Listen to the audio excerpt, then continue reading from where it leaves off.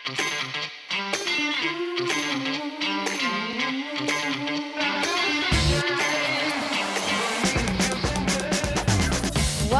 to episode 14 of the Mile 20 podcast, where epic shit happens. I am Lorri, and I'm here with my bestie. Hello from on the other part of the country. Yes, so today we are flushing the format Down the toilet bowl. down the toilet bowl. We have the opportunity to interview Edith Zuschmann from the 261 Fearless Foundation today. So we are flushing the format. We do have our beverage of the week, a little comically.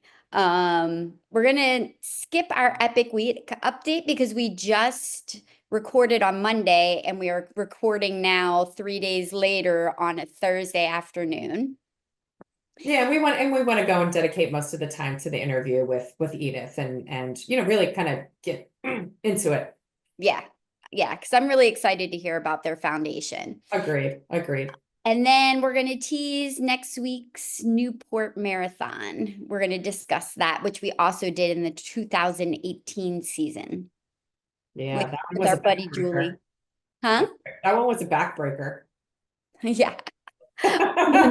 Boom. We'll find out more next week. And as always, we want to thank you guys for checking us out on all of our social media.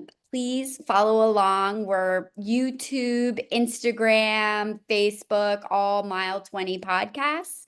And, throw us a comment. We'd love to hear from you guys. So please show us some love. Subscribe. Yeah, and if there's stuff like, about, different states or just running tips, anything that you want to hear from us that we can go and incorporate into, our weekly dialogue, just throw it our way.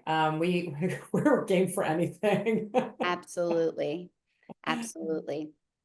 So moving on, I know we've already we're going to wait a little bit because we're waiting for Edith to join us, but let's talk about our beverage of the week. Yeah, we were going back and forth on, we're doing an interview. It's in the middle of the day. Is it unprofessional to have a beverage while, we're interviewing a CEO of a nonprofit? So we went with water. I even went so far as to still have my janky water bottle. Nice. I did in honor of Boston Marathon, which is coming up this Monday. I went with my Boston Marathon cup. So cheers, my friend, virtually. Cheers. Lorri is in Florida visiting her mama, and I am here still in Pennsylvania, not traveling. So yeah, yummy water. We're just hydrating today. Yes. But it feels more appropriate, It absolutely does. Going on. Absolutely does, my friend. All right. Well, we will give it here in a second, and we will cut over to our interview with Edith. All right. Hey, folks, we are excited to welcome Edith Zuschmann to the Mile 20 podcast today. Edith is the co-founder and CEO of 261 Fearless Inc., and this is a global nonprofit that she launched in 2015 with running pioneer Kathrine Switzer. With programs in 13 countries and 5 continents, she's helped empower thousands of women through education and physical activity, which Lorri and we're all about. A former sports journalist, international project manager, and university lecturer, Edith is also a certified coach, competitive athlete, which Lorri and I are not, and mentor to young runners and swimmers. So welcome to Mile 20 Podcast, Edith. We're so glad to have you. Hello. Wonderful having me. Thank you for the invitation. This is gonna be fun, time with you. We did a little bit of pre-conversation with Edith, and we're totally getting her vibe right now. Yes, yeah, absolutely. Welcome, Edith. We're so glad that you're with us, and we really appreciate your time with us. It means the world to us. So just before we even get into the 261 Fearless, tell us a little bit about yourself, your background, how you, just about you. Tell us what makes Edith Edith. What makes Edith Edith? So again, thank you for having me. Who I am. So I'm this crazy person who cannot sit still, and I just love to be active. And actually, this is part of me because when I was a child, I just wanted to do sports. But unfortunately, I come from a family where sports is not present. I mean, my parents, they were farmers and active all day, but sports, no. If you still had energy, you needed to do the work. So actually, I decided I want to live my dream. And luckily, I had a wonderful grandmother who supported me and helped me to become actually a swimmer. So swimming was my first kind of sports. And through swimming, I got into running. And so I've been active all my life. So this is part of me. And another thing that has to be shared with me about me is that I try to get as many people around me to go running, swimming, hiking, cycling, whatever, doing crazy things. At least it is a sports. And so that actually brought me into 261 because I had the idea because of so many setbacks, trying to get friends into running shoes. I need to find a way that it clicks, especially for women. Yeah. And so that's one part of my history. So as you say, I'm everything that is outside and has to do with sports, I'm all in. But I also like to eat good things, if you don't Yes. Oh, have we know about that. the Yeah. right food, you don't have the energy. I'm a chocolate addictive person. Oh, there you go, Lorri. There Yeah, you that's go. It is me. it is just a treat to enjoy a good piece of chocolate. And third, I love to connect with people, love to explore and travel. So, and I know how privileged and gifted I am that I'm able to combine all these three things in what I'm doing now as my profession. So Oh, That I is love that that's is me in a nutshell. I love it. that is You sound like you need to like live by us because like you're our jam. yes, 100%. Food, crazy, travel. Yes. Before we move on, I do want to circle back to one quick thing though. So you're a swimmer. What was your stroke and how long did you swim? So actually, this not really matches with my endurance sports today. So I did freestyle 50 and 100. Mm-hmm. So more on the sprinting end. And I also had my second style, which was breaststroke, because Mm-hmm. this was what nobody wanted to do for the relay. So it was on me. And luckily I did it. I loved this second style. So yeah, freestyle and breaststroke. Are you still swimming? Yes, I swim a Oh, lot. wow. Actually, I'm not sure if you heard about this sport, swim run. Well, is that kind of like a biathlon or Yeah, so different? you run in your wetsuit and you swim with Oh, your running shoes. So okay. actually, I finally found the perfect sport for me because it combines my two passions. Oh Oh, my that's goodness. really neat. I was just curious because I have a child that was a competitive swimmer. He's about to graduate. He swam Division 1 in college. So I'm a swim mom at heart. Oh, wonderful. So, all these hours sitting at the pool, cheering on. Yes. Yeah, Oh, a lot of hours for Lorri there. yeah, I bet. Well, we talk a lot about in our podcast about having that mile 20 moment, right? So, mile 20 in a marathon, you choose to keep going on, right? If like things get tough, or you choose not to. Thank goodness Lorri and I have never had a DNF, which is do not finish for those of you listening who are not marathon runners. And do you have an example of either a mile 20 moment or something that you and Kathrine, because I've seen, some of your interviews where you call it that 261 fearless moment. Anything you want to share with us where you've had a moment in your life that, that's memorable? Yeah, I mean, let's take 261. So, when we started off globally, you're a small organization, you think, oh my God, how this gonna work out? And actually there was this one moment. So perhaps I go a little bit further back. So in 2012, I had the idea to create a women's only running group where it's not about going faster, further, longer, Yeah. just to come together this 1 hour, having fun and kind of losing the anxiety to show up and run, because this is still something that holds women back. And this was often the answer when I said, hey, let's meet for a run. And like, oh, I'm not good enough. I can't do this. I still need to train. You were too fast. Like all these sentences we have heard many, many times. So and at this time, I was already friend with Kathrine, and she had shared the 261 story. And also that more and more people came to her and said, oh, 261, this is so powerful. I ink it on my arm when I get to a point where it's going to get challenging and so on. And so in the conversations, I kind of said, it clicked. And I said, can I call this group a 261 group, a 261 club? And Kathrine said, yeah, do it. And it was a success. It worked. So women finally lost their fear. They started running, had a blast. And then more and more people came to Kathrine and said, we want to have a 261 club also in our country, in our community. And so we knew, okay, now it's getting really seriously. And we formed this global nonprofit.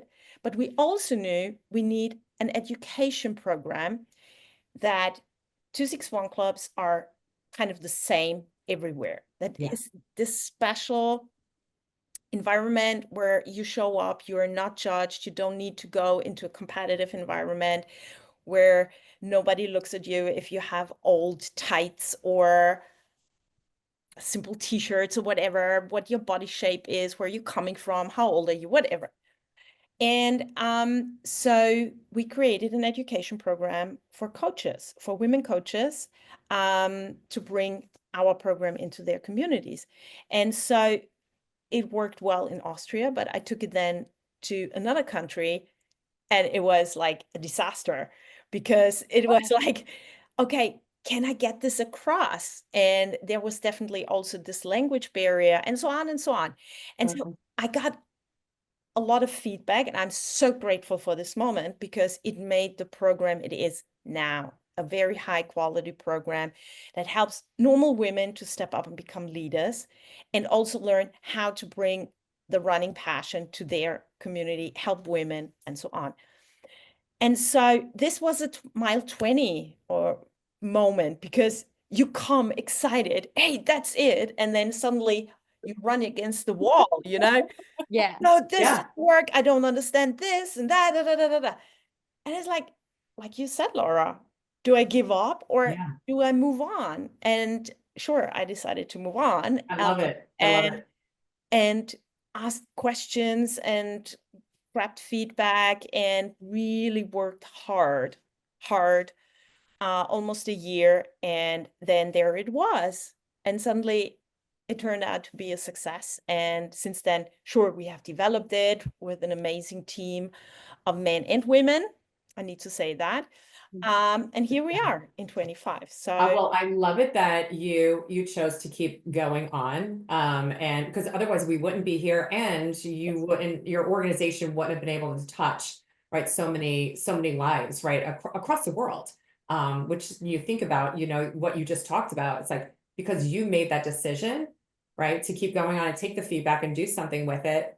You know, there's so many more people that have been impacted as a result, which is awesome. That's just such a great example. It is. And mile 20 is a gift, because when you get out of this comfort zone, it's incredible what can arise out of this, you know, what you can gain for your own personal experience, but also, I mean, this sweat, blood, and tears has the meaning, you know, because then you honor it much more than it just comes easy. I totally agree. I totally agree. So quick question, because you said you and Kathrine were already friends at the time. How did you guys meet to begin with? And like, what fostered your friendship? Like, what made you guys connect that you're like, oh, not only have I met you, but now we're connecting on a deeper level? So sure, it was running that brought us together. And what was it that it clicked? I think just having deep conversations and the passion for running, and also the desire to support women and girls. So that was one thing, but there was another thing, and this was journalism. Because as you know, Kathrine was an amazing commentator on many world famous marathons, Yeah. an amazing writer and everything. And at that time when I met her, I still had this dream kind of to get into journalism, sports journalism, and she was a wonderful inspiration. So we exchanged a lot, and she shared her experiences and gave tips and so on. So this mentoring still means a lot to me, because then I really made this fearless step also to work as a sports journalist. And then at this time, she just published her book, Marathon Pregnant Woman. woman? Yes. Yes. Yeah. And I read it and I loved it. And I said, I hey, loved it. why Shocking book. why is this book not available in German? And she said, well, find me a publisher. Said and done. So Oh, that's uh, awesome. I Fabulous.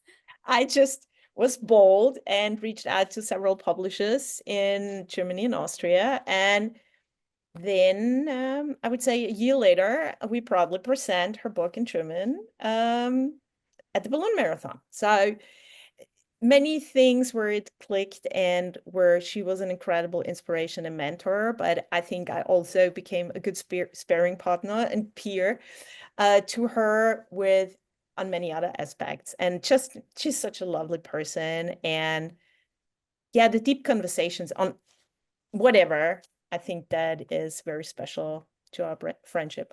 Oh, I love that. And it is a very, very special thing. I mean, Lorri and I feel this, we met later on in life as well, right? In 2014.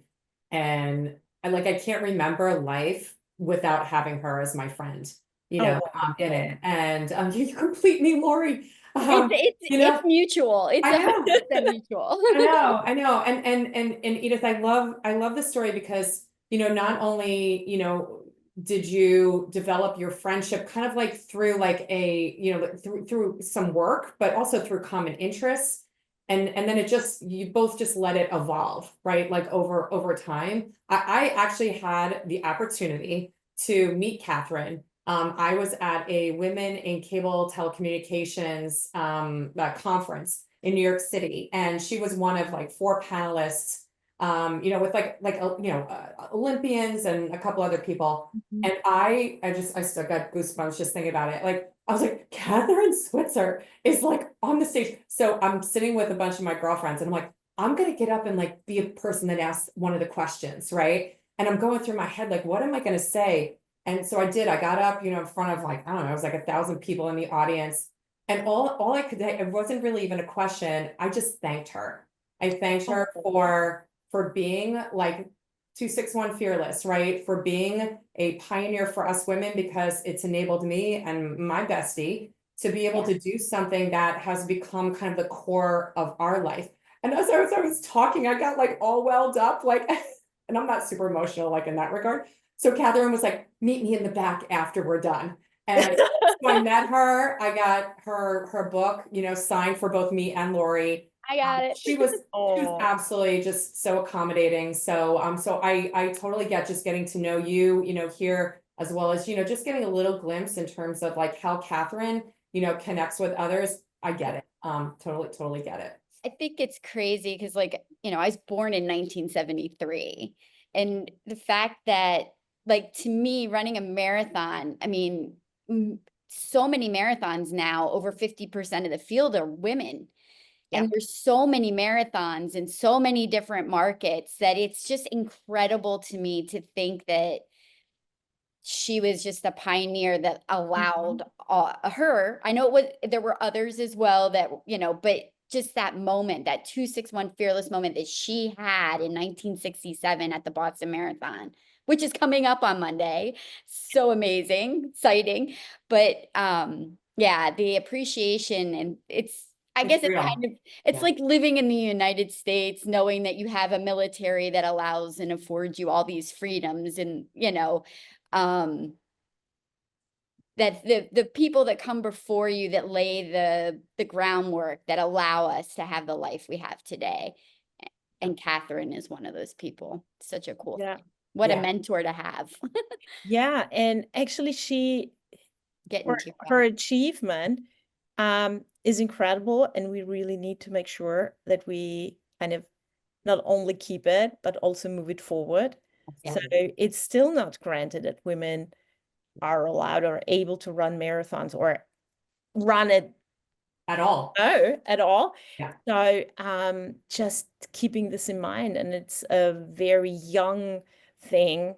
I mean, young it is in comparison to men or other things. So making sure that the next generations and also other cultures or societies have the opportunity, because it's actually human nature to run and then to think about, oh, somebody's not allowed to do it or can't do it, or actually don't give herself the permission to run. So I think that's always something we should keep in our back. No, absolutely, absolutely. I mean, and hence the reason why you're here today, right? Because, while Lorri and I have this platform, with Mile 20, we want to promote, other organizations that are promoting, generations like our age, in our 50s, or even younger generations, of future runners. I mean, with Lorri and I running, we've been able to have our daughters, they're marathon runners. And Lori's husband is too. So we've kind of like, we've kind of like talked people into, kind of like, your example of, hey, I'm trying to get more of my friends to run. We've sucked in our family. Yeah. Wonderful. Yeah. And Laura, this is such a good point, because we humans often think too complicated, because we should never underestimate what kind of role model function we have, because we always think, oh, I need to be famous, or I need to have a certain amount of followers to be this role model. No, each single person is a role model. If you're a mom, you're a role model to your children. If you are, I don't have children, but I have I have two nieces. It's incredible how powerful just being this crazy auntie, how that is. Or just even if you don't know your neighbor, but she sees you going out or stepping out of the door in your running gear, this does something with people. So never underestimate that. And each of us is an amazing role model. And even if we don't get the instant feedback, you probably get it ages later, that somebody comes to you and said, because of you, and you don't even know this person. And so really the role model function is so super important, and everybody can be a role model. No, I absolutely love that. So Edith, can you, because the 261 Fearless has been around, right, for almost 10 years, can you share a story where there's been like either a really profound or like an emotional moment that has come out and about because of the organization? Whether it's like something that like, somebody's life has been impacted as a result of it. Especially with what we were just talking about here, being role models. Oh my God, where to start? Actually, I mean, each woman, and especially you said women 50 plus. I mean, many women think, oh, now I go through menopause, my life is over. No, it just started. Sometimes it feels that way. It just has started. Kids are out of the house, and there is suddenly this freedom to do something new. And so I want just to share from my group in Austria. So there was this woman, she just retired, and she called me and said, well, I'm a little bit over 60. I see there are more younger women with you, but would you mind if I join? And I said, sure, come here and be part of it. And you know what? She has grown so much in all aspects. Even she just retired. I mean, she had an incredible career and whatever. And like life is, sometimes it happens that you, when you get older, something starts hurting, whatever. And her doctor said she needs to do a hip replacement. And she didn't want to do it. Even in terrible pain, she kind of was, no, I need to give up my running and da da da da, and especially the community. So especially for women, um, the social connection and the community is so important. Agreed. Yeah. But you know what? The community, our group really helped her to do the surgery. They were there for her, supported her, cheered her on. She went through rehab. Half a year later, she was back and started walking, and it was a transformation for her. First of all, knowing, okay, even if I have this struggle and challenge, I can do it and I will get well. Even if she was late 60s by then. I have a community and they have my back. Mhm. You know, there is somebody where I get the support, where there are people who believe in me. And a year later, she already ran a half marathon. Oh, that's fantastic. And now she That's is incredible. Yeah. 71. She is blossoming. I mean, if you would see her, you think, oh, she might be late 50s. Oh, I love it. She's healthy, mentally super fit. And yes, it's not the big moving story, but for her, it means the world. And Absolutely. also for her family and everything. So, um, ladies, if you turn 50, your life's just started. So get into your running shoes. It will make all the difference. And then I also have another story, also from Austria. So we have several groups within my home country, and one is in Vienna. And there we are focusing on women with immigration background because these women are often left out. They stay at home, take care of the kids. They have barely social connections to the local communities. So it's even harder for them to learn our local language. Yeah. And they barely move. So we said, okay, we want to specifically target them because one woman, she actually got us to the idea. She said, I love to do it, but I don't know how. And there is nothing where I could connect. So we started in Vienna with my wonderful colleague, Christina. And one day, a woman from Afghanistan showed up. She was going, or at that time, she went through divorce from her Afghan husband, and she has 3 daughters. So running in the group really helped her to go through this really big life challenge. I mean, being in a foreign country, having 3 young or small children, Yeah. barely speaking the local language, not knowing how the future might look like. She was so brave. And this hour per week kind of was her energy charger. And also being connected with German-speaking people, she really took the chance to practice German. And she's now really speaking really well. She found her first job. That's So now amazing. she is really able to earn money and live a safer life with the 3 girls, and also connecting within the community and beyond. And that was incredible. What just running, yeah, what kind of opportunities have came out of this. And so long story short, I said, wouldn't it be great also to offer an additional education? Because she's a natural leader. She's fearless. She's bold. She doesn't Absolutely. care. She just moves on. Yeah. Mile 20. Yeah. And so I said, do you want to become a 261 coach? And she was like, are you sure I can do that? And I said, yes, I'm 100% sure.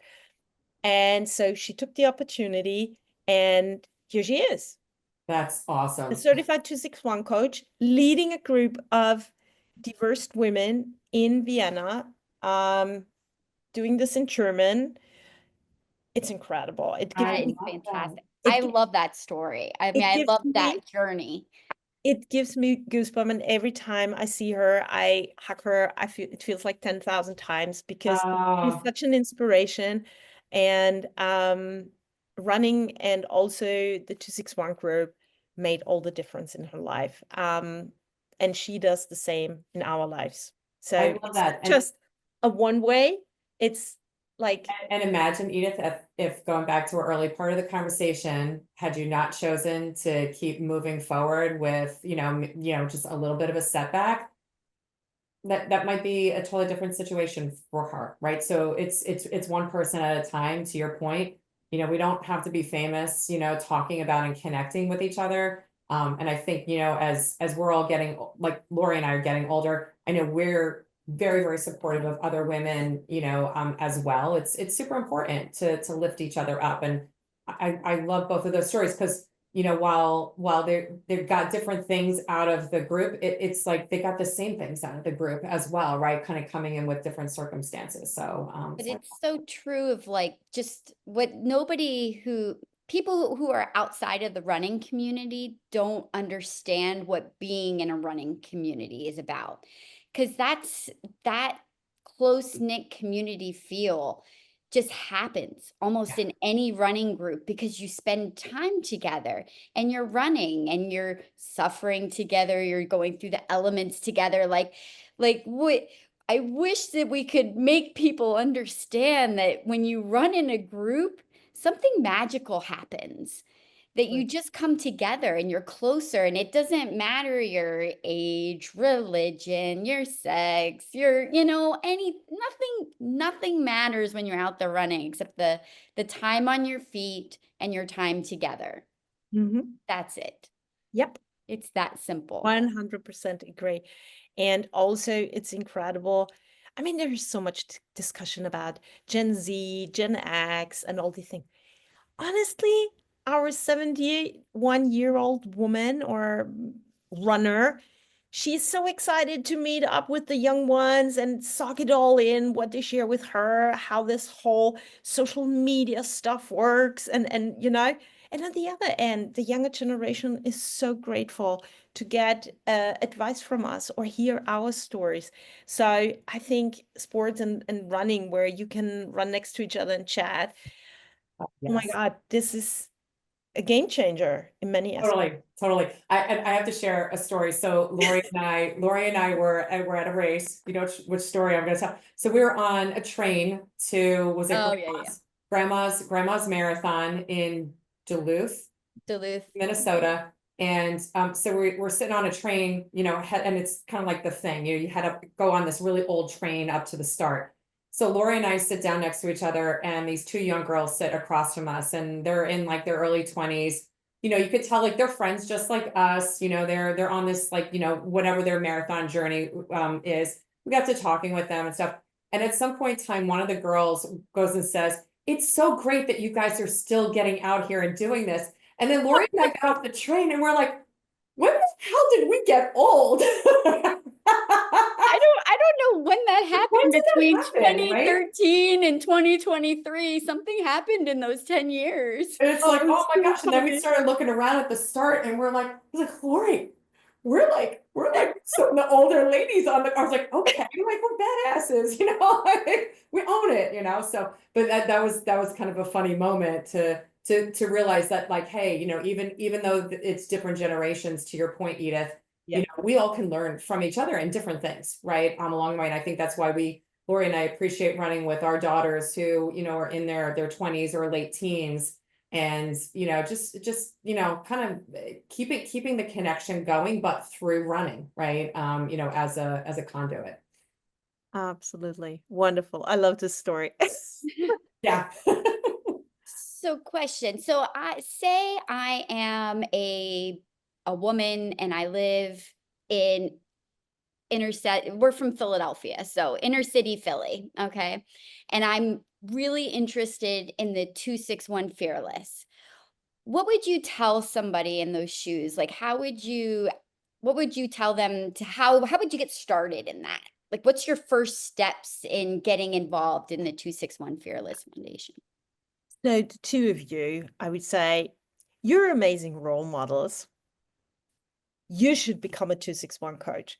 So you are the ones who can carry the 261 spirit into your community. And as I shared already, so we have this education program. This is first an initial education to provide the skills and tools to bring the program into your community. And this is a 2-day in-person training where we have theoretical parts and practical, mainly focusing on women and health, which is super important and essential for running. Yeah. Leadership. So how do you get the program across? And then also, how do you reach the women? So that's essential because our target group is a woman who is still anxious or kind of doubting herself. So it needs much more than just say, hey, let's go out for a run. So these are theory-wise the important pillars, and then sure practical. How to execute the program, running technique, healthy running technique, super important, especially when you work with women who have no or very little running experience. And then there are still a virtual session, and then we ask the women to practice. So doing 3 sessions to practice and feel more confident with everything, and then a short certification. Very basic, more for us to understand, did we get everything well across? Right. And then you start off, you reach out to the women in your community and make them excited to join you. And then you run your 261 Club group. In Philadelphia, interestingly, right now, we are able to start right off. If you're, for example, in Colorado or Texas, where we do not have 261 clubs, I would say it needs 3 women who are really passionate to bring the idea also from the administrative end to her state and start a nonprofit. And here again, we have a program, a business training program in place to help to set this up, to understand the business aspect of that. Also leadership is key, so mentoring also on that end to find the right people and get the whole thing running, also financially. So how to do fundraising. And the cool thing is, I mean, yes, it's a huge commitment and responsibility you take on, but it's a place where you can try things out and it's not so super serious like it would be if you start a for-profit business where you need to Yeah. get the money in. So that's also something we hear from our women. It's a great experience they can take and also use it then in their professional life. So yeah, so these are the 2 options to start up with being a leader in your community, either as a coach or as a board member for a local nonprofit.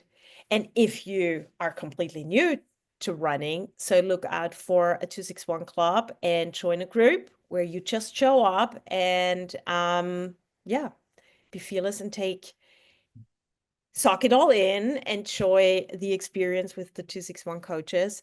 It's always fun and it shouldn't be an obligation. It should be something that you enjoy. Give it a try, be fearless. So, and those who say, okay, I'm full into the marathon thing. So our organization is funded also partly through charity entries in major races. So you can apply to be part of one of our charity teams and raise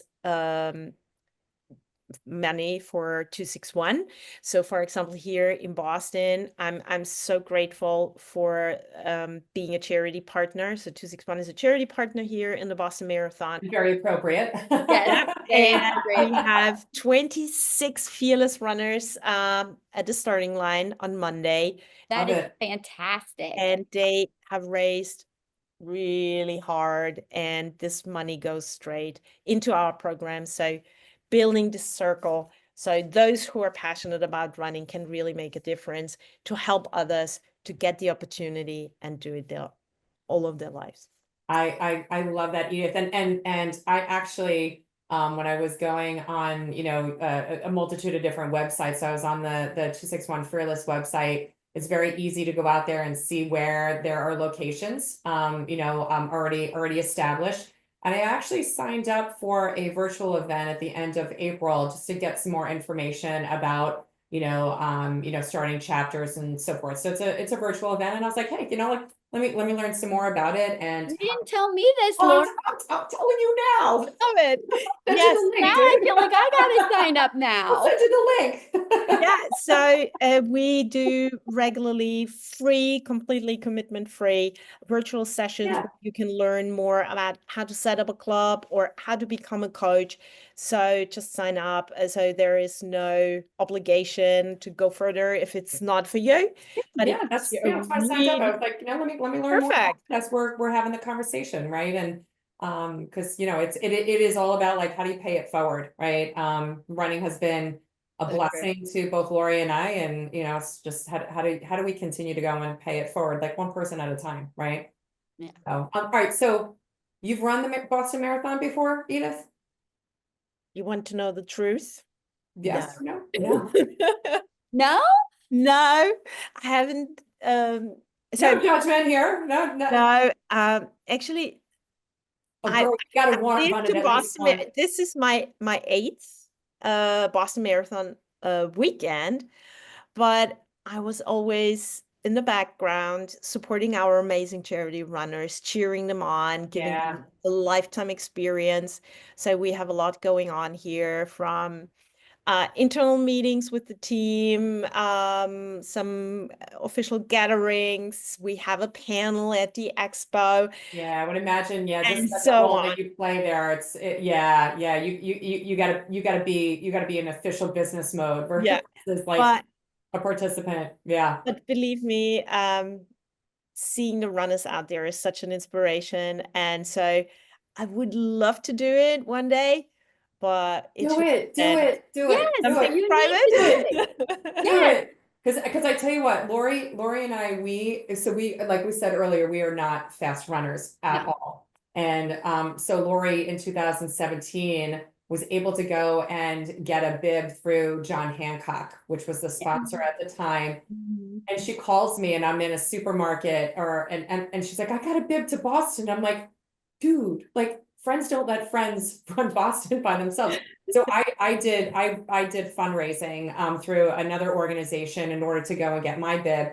And I tell you what, like it was just the most incredible, just from like the whole weekend. I mean, Yeah. all the support that you give your runners, like it is just a vibe in the city, and like the whole city rallies around this race. We're so proud to go and hold it. And I mean, Lori and I had an absolute blast. We cried like babies come across that damn finish line. Oh yeah. And one of our favorite moments of like the race was there was a gentleman was he from Brazil? From Brazil, yes. He was from Brazil, and you could tell just kind of by his body type, he's a competitive runner. Like Yeah. clearly just know. qualified. Like you could just tell. He was running back with us at the back of the pack with his flag. He was high-fiving everybody, hugging people, like just He was taking beverages from people too. I mean, he was just taking the whole experience in, and I just think it's just such an incredible race. And I know there's a lot of emphasis on the competitive nature of Boston because it is so fabulous. And one of the things, because we did do a a podcast episode already about our Boston experience. And we just encourage people, like, you should not be afraid of the time standard or feel like you have to qualify to run Boston. Like, if you can and you have that ability to do that, which I don't think I could. I mean, my fastest marathon that I booked it through is a 4:46. So dropping another hour from there, I don't think is within the realm of possibility for me. But I'm like, you need to be able, like, just run it, raise the money and run it. Nobody should be afraid of what the outcome is or the times or anything like that. Because man, that feeling that you get, even if you're running a 5K, because I remember my 5K feeling felt just as good as when I came across, the Boston Marathon finish line, but never in my wildest dreams did I ever think that me personally, that I would ever run Boston Marathon, much less come across the finish line with my best friend. And and it just, I don't We know, wept like every race babies. is different for us. And just that sense of like, I am a freaking badass, because like I just went and did that, and don't mess with me. It's definitely that's I love it. and it's the same thing when you go on a run, right? In a running group like 261, where somebody who might not have ever even run a mile, and they run a mile and they go home, and all day long they're feeling like a badass because like I can do anything. I ran a mile today, right? You nailed it. And Yeah. that's what it is about. It doesn't, and often people ask me, am I a runner if I can only run a K? Yes. Even if you Absolutely. only run 500 meters, you're a runner.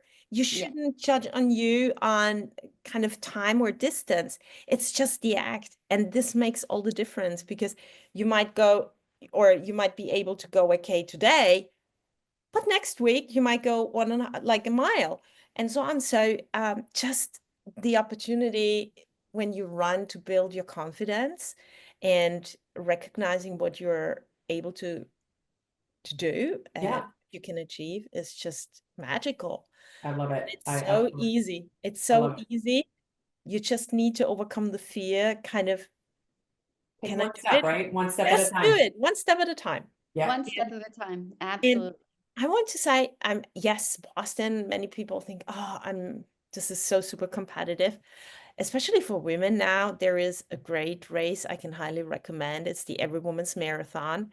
The inaugural one was last year, and this year in November. Wait, is that the one in Savannah?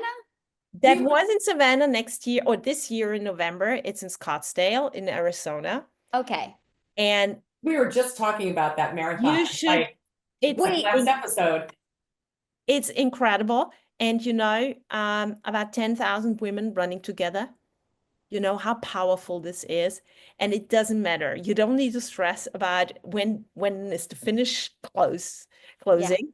You just have a fun and a blast out there. And so if you need, before you do the Boston thing, something that it clicks, I can highly recommend this race. So Lorri, is that affiliated with 261 Fearless? We're a charity partner, so Okay. we are not kind of involved in that, but we are lucky to be supported by this race as well. But it's just a big party. I love it. Oh, Lorri. You said party. That was the magic word. I'm gonna start typing on my computer and looking into it. Yeah, Edith, if you listen extensively to our podcast, Yeah, I will. You're crazy. Like, yeah, we kind of bring it to like the next level. I love it. When it comes to like, what we do, what our antics during races, because life is a journey, and doing these marathons, it's not a sprint, right? We always say like we need to enjoy it, because if we're not enjoying it and we're traveling with each other so much that it just what's the point? In fact, we got into the Marathon du Médoc in September. And yes. How cool is that? We're By the so way, excited in September. Yeah. Oh my goodness. This is the marathon. Yeah. Yeah. Good food. Yes. And we're doing it with Party. with our daughters. So our daughters are coming with us as well, and they are running. So, or at least one of Lori's daughters. So yeah, we're excited to because we've been talking about this one since like 2016. and getting into it. So we finally pulled the yep, let's push the button this year, and yeah, and four of us got into it. So Now, Edith, you have run a marathon. Yes. Yeah. Have you just not, have you run one not stateside yet? Or have you run one here? Yeah. I did. Actually, Chicago was my very first one, cool. which Good one. I had an amazing time. And New York. So New York. I did Great race too. Those are not too shabby races. Those are outstanding races. Yeah. Yep, they were the big races, also in terms of participants. And actually, my favorite one was Venice. Ooh, okay. You answered my next question because I'm like, our eyes are starting to look to Europe a little bit for some races since we've done the 50 states. So I did want to ask you about what your favorite European race was. We have to look up Venice because we did Rome a couple of years ago when Lori's daughter was studying abroad, and I think we went in and signed up for that like just with a couple weeks before Yeah. the race, so it was very, very last minute, very impulsive. Best trip ever. Best. Yeah. So So what, yeah, go ahead. what did you love about the Venice Marathon? What stood out to you there?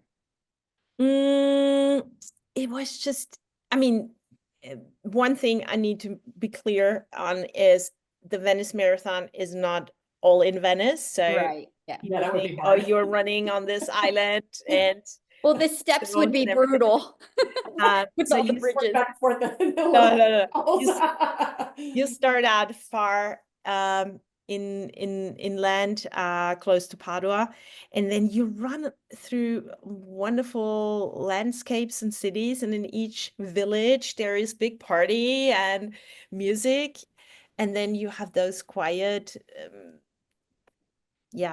caves. Love the quiet moments too. Yeah, and then what still gives me goosebumps, and then you get on this bridge and you see the city in front of you. And it was a gorgeous day, perfect running weather, so it's always in fall. And I don't know, I just had wonderful moments there, and the history, and I love Italy, so I'm gifted. It's just 40 minutes away by car Very, where very lucky. I live. Very lucky. And so knowing and then at the Market Square, just, oh, it was incredible. The crowd, the people, and very international as well because of all the tourists. And they built up actually a special bridge just for the marathon runners on Marathon Day, Okay. where you actually get directly to Market Square and you see the city completely differently. Wow. So no, Interesting. it was just the perfect day, and I enjoyed it. And races in Italy are really well organized as well. And then you have good food again. Oh, And it- absolutely, so absolutely. Yeah. Everything about like an Italian race. And it was interesting. We had an interesting experience with the packet pickup where we realized like people get all dressed up like in Rome in like their track suits and stuff. And we were like, God, we're not matching. Like, we usually match in races, but we're like, we didn't know this was a thing. So now we're like, I wonder if this is a thing in France. So like, we're already also planning our outfits. we were also a little thrown off culturally though, too, because in the States, you packet pick up and like everything man, woman, everything's commingled. And like we walked up to packet pickup and we're standing in line with everybody and they're like, oh, you're running? Oh, that's the women's line over there. So like the packet pickups were separate. I think we were probably at mile 22 when we realized that we think that there were separate porta-johns for men and women too. But like we were just using what was available. The damage had been done. Yeah. So I mean, it was kind of culturally a little different. I probably should have done a little bit more investigating into that, but I was going in an ignorant American, I guess, and not doing my I think we got homework. the full experience though. Yeah. Well, Edith, is there anything else that we didn't touch on that you would want to go and just, kind of some last parting words about 261 Fearless that maybe we didn't cover down on as we had this absolutely fantastic conversation. And I wish you were closer to us because you sound like you'd be a fun time and we'd get along with you just Yeah, I think so. I would love- If you ever want to run the Philly Marathon, you've got to email a call. Right in our backyard, right in our backyard. Absolutely. I will. No, I think we would have a lot of fun in the backpack. For sure. And the longer the race, the better, because we have more time for that. Well, yeah, I can just invite all women, and don't think about age or body shape or ability, to join us. I mean, there are so many options. And I can just say, first of all, thank you for kind of encouraging and inspiring people and women to run and don't care about all these stereotypes and so on. But I also want to get one important message, or actually two.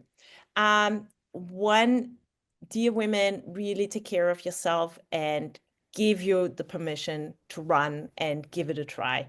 So don't let others judge on you. Just drive your own car and give it a try. It's so much fun, and you will get so much out of it. So just be fearless, even if it sounds scary or you feel like I do not belong, you belong. Yeah. That's number one. And second, dear man listening to this amazing podcast, this is not about excluding you. We invite you to be our allies and support us, because your wife or your daughter or your mom, they need you and your support to have this wonderful running journey. And so allyship is so super important. You will get double things back, because when you have a good mood from your wife or your daughter, you have just a better relationship, to be honest. Absolutely. Please, Yeah, we can please, attest to that. please be our allies and enjoy also this journey. And to enjoy a journey together is so much fun and just brings a lot of life into your life. So, and also a big thanks to all the guys who have already encouraged their daughters, moms, wives to run. Thank you for that. And I can just say, equality and equity just happens together rather than being separate in our bubbles. Agree. Well said. I think Laura and I got very lucky on the husband scales because our men are very, very supportive of us, which is Wonderful. Supportive. couldn't Very have happened without them. Yeah, Right. absolutely. I think that's a very important message to get across, because yes, we're a women's organization. We empower women through running and education, but this won't be possible without the whole population. So true. Well, thank you so much, Edith. We really appreciate your time with us today. Sure. Thank you. Thank you for this wonderful, funny conversation. Love it. Love it. And you rock, and good luck to all the runners and just all the activities that you have, at Boston. We'll be rooting on for you guys. Yes, we are cheering on your team on Monday for sure. Thank you. Thank you so much for having me. And yeah, looking forward to running with you soon. Yeah. Bye. Thanks, Edith. Bye. So, hey, Laura, that was an awesome interview with Edith, wasn't it? She was really awesome to go and get to know. She is amazing. Yeah, I want to so take her up on that winery trip, man. I was like, wait a minute. You said your parents were farmers, and I'm like, wait, yeah, it's a winery. You had me at hello. yes, so true. No, we're very, very lucky to have gotten a little piece of her time, while she's at the Boston Marathon. So again, we crushed the format, this week, but we're gonna go back into our normal format for next week. So episode 15, we are going to talk about the Amica Newport Marathon, which took place in Rhode Island. And we got some kind of stories, from Rhode Island, at least I do. It was a journey. It was a journey. It was definitely a journey. So it was memorable. Yes, that is a great way of putting that, my friend. Sometimes the marathons aren't memorable, but this one was memorable. This one was memorable. Yeah. So hopefully y'all enjoyed, again, our little change in format today, and the little gift that this interview gave us and a little insight into the 261 Fearless organization, as well as now our new friend Edith, and just what a dynamic and inspirational woman she is. So again, thanks folks for joining us this week on Mile 20. Now go make it your bitch. Peace out.